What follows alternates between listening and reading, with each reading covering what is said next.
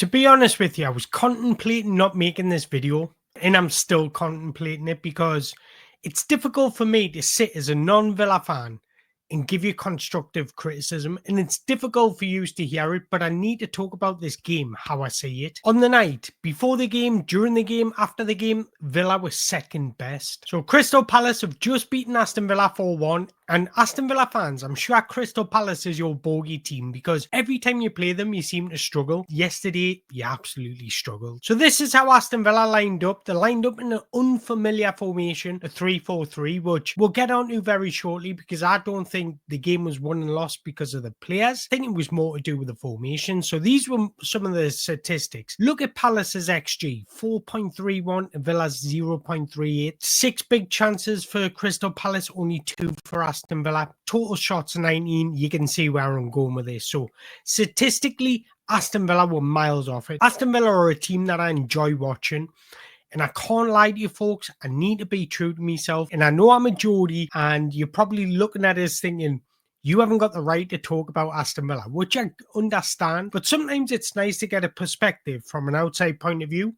Somebody that doesn't wear those Aston Villa tinted glasses. So that's all I'm trying to do. I'm not criticising the club because you know I like Aston Villa. You know I want Aston Villa to do well. So everything I say in this video, it's for good reason. And if I'm honest, Unai Emery got it wrong today. Changed to a back five, and I believe this is the main reason why you lost that game and why you lost the game so heavily. That was Aston Villa's lowest XG throughout this season, 0.38. That was lower than when you got beat 4-1 off Tottenham or that abysmal performance out in Club Brugge. So if I put my head in Unai Emery's shoes, he's never beaten Oliver Glasner. So he's probably looked at this fixture and thought, if I just play my similar formation, it's not going to work. So I actually respect him for trying something new, but I just can't believe what he tried. And the most surprising thing about that game is Palace didn't have to be great. Palace weren't great on the night. It's just Villa were all over the place. Unai Emery's an unbelievable coach, unbelievable tactician. He improves players, he improves squads, he gets squads punching above their weight,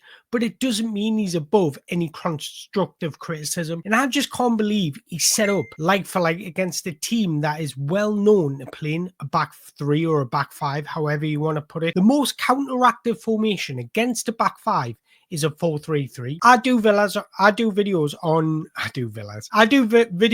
Newcastle United. When we come up against Wolves, I said I wasn't worried about the game despite how we play. Wolves were actually the better side against Newcastle at St James's Park, but Newcastle won 3-0 winners.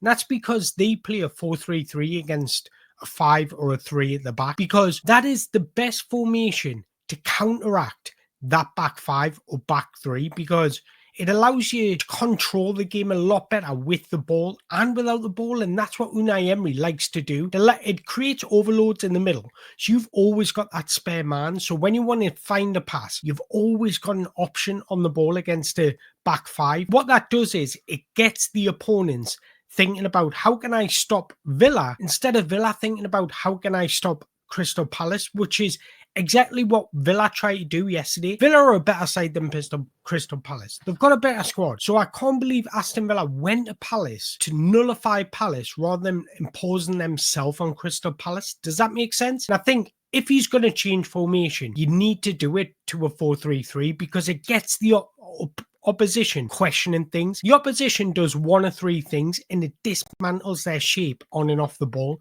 So either they'll tuck a wing back inside to prevent that overload in the middle of the park, and that gives Aston Villa or whoever's playing the 4-3-3 the freedom of the wide areas, or they drop a striker deeper a little bit to again facilitate for that overload in the middle of the park. What that does is it takes away their attack and threat. Or the next option is moving a centre-back into midfield, and that leaves them with 2 centre-backs, so that just creates more space for you to exploit. And this is why I always say the 4-3-3 formation is most counteractive against a 5 at the back because of these methods. And I thought with Unai Emery, this is something that he would have looked off, because a 4-3-3 formation isn't too far away from what Aston Villa play at the moment, a 4-2-3-1. So because he went like for like in a formation against a team that regularly plays that formation, it gives them the advantage because they're comfortable in all situations. If you want to isolate them in one-on-one areas, their players know exactly where to be positioned in certain situations. And this is why they understand the patterns of play far better. And this is why we're seeing Garcia and Lucas Digne far deep. And Aston Villa were pretty much playing with a back five. And this is me being brutally honest. I'm not trying to criticize Aston Villa. I'm just trying to visualize the game, how I seen it. And I just thought from the first minute, it was the wrong formation. And I thought the players knew that as well. And I think you could see that in their body language, their efforts, their performances. And the players, I could look at the players individually, but I just thought collectively they were miles off it. I thought Marcus Rashford, Asensio both should have started, and I don't understand why they didn't, because Aston Villa have now got a squad where they can rotate. Morgan Rogers was coming into this game with a slight knock. Why don't you rest him? Play Marcus Rashford, who came on, made a brilliant impact against Chelsea. Play Marcus Asensio, that scored 2 against Chelsea. That's both of them will be buoyed, full of confidence, full of life, and I think that's what Aston Villa were lacking yesterday. And for the performance collectively, I want to just touch upon a few things. I can't believe the amount of space Crystal Palace had all over the pitch. Middle of the park, you had Adam Wharton it was probably the easiest game you'll probably play. You had unbelievable amounts of space just to get on the ball, dictate play, find a pass. And Aston Villa just weren't reacting quick enough to any danger. They weren't picking up opponents quick enough, and they weren't doing the basics well. Now, I can understand some frustration from Aston Villa fans because that offside goal, if I'm an Aston Villa fan, if that happened in Newcastle United, I'm sitting there being absolutely disgusted and think we've been hard done by. But when you look at the overall game, Palace were just carving through Aston Villa, and I think that outcome didn't really change the game because the game was only going to go one way. And in truth, Crystal Palace could have scored 3 or 4 in that first half because some of the defending was mind-blowing. Not even doing the basics, getting goal side of your man, keeping your high line or low line, keeping your line solid, or just picking up runners, tracking runners, just reacting to slowly the moments, not pressing in numbers. So off the ball, Aston Villa were awful. On the ball, they weren't so bad. They had their moments in the game where they were just moving the ball around nicely, but that's what Unai Emery wants. He wants Aston Villa to dictate the game with the ball. Now, personally, I think where Aston Villa falls short this season is managing games without the ball. I've said this so many times in videos that you probably haven't watched when I do Newcastle. There's an art to controlling games without the ball. And I think if I'm Unai Emery, that's what I'll be working on in training. How can I set up to control this game so when the opposition do have the ball, they're not hurting us? Because Aston Villa are just getting cut through too many times. And I do think the squad selection today was wrong as well, if I'm being honest. I've already mentioned Rashford and Asensio should have started. John McGinn to me looks tired, needs more rotation in there. I think when you play John McGinn and Tielemans in the midfield, you miss a bit of presence. I think you miss that Kamara-like player. You miss that Onana-like player. I know Onana hasn't played many games, but that's a sort of profile Aston Villa miss in the middle of the park. That's why I probably would have started with Bogard in the middle, went to a back 4 and played Consad, Disasi at centre-back with Garcia and Lucas Digne as their natural positions as fullbacks. So more rotation throughout the squad is needed, and I think Unai Emery will do that when he trusts Rashford, Asensio a bit more. But look, you signed them for a reason. Put them in because they could have been the difference today. Somebody with that intelligence on the football pitch that Asensio's got could have dictated that game and created unbelievable amounts of chances for you. So there's a few players in the Aston Villa squad that look like they can do with the rest. Rogers being one of them. He come into the game with a slight doubt. If you have any concerns, I would have played Rashford. And in that 4-3-3 formation, Rashford would have had a field day on that left wing because he would have had acres of space. And Rashford's so good at just getting on the ball and driving towards his opponent. And I think that's what Aston Villa lacked last night. Somebody just to take accountability and just be direct, be dangerous, try and make things happen in the final third. And it is frustrating to me because I want Aston Villa to do well. I want Aston Villa to qualify for Europe. But I think even the substitutions last night was wrong. Bringing Bailey on at wing back. As soon as that game's starting to get away from us, Aston Villa should have went back to their original formation of 4-2-3-1. Or again, like I've mentioned, try something different, 4-3-3. One thing I will say from the outside looking in, there is some positives when you look at the bigger picture. Exceeding expectations in a remarkable UEFA Champions League campaign. Nobody expected Aston Villa to finish in the top 8. That is unbelievable. You've reached the FA Cup 5th round for the first time in 10 years, which I was astounded by. You're 10th in the Premier League. When you look at that at first glance, it doesn't look very good, but you're only 5 points away from 3rd place. Forest have a tough game against Arsenal tonight. Newcastle have a tough game away to Liverpool. City have a tough game away to Tottenham, where they never ever win. So all games where you can see them dropping points or losing.